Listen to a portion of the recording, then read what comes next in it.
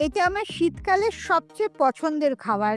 Breakfast আর lunch দুটো একসাথে মিলিয়ে লাঞ্চ। একটা মাল্টিগ্রেন্ড আটার রুটি বানিয়েছি। মাল্টিগ্রেন্ড আটাটা আমি বাড়িতেই তৈরি করে নিই।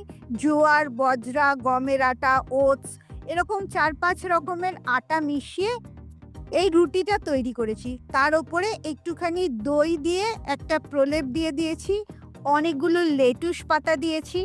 চিকেনটাকে গোলমরিচ আর নুন দিয়ে মাখিয়ে হালকা তেলে ভেজে নিয়েছি। পেঁয়াজ, টমেটো, শসা পাতলা পাতলা করে স্লাইস করে দিয়ে দিয়েছি, আর তার ওপরে একটা গোটা ডিম সেদ্ধ। চিকেনটা থেকে আর ডিমটার থেকে ভালো প্রোটিন পাওয়া যাচ্ছে, লেটুস, শসা, টমেটো, পেঁয়াজ থেকে ভালো ফাইবার পাওয়া যাচ্ছে, আর মাল্টিগ্রেন বলে সুগার স্পাইকটাও হচ্ছে না।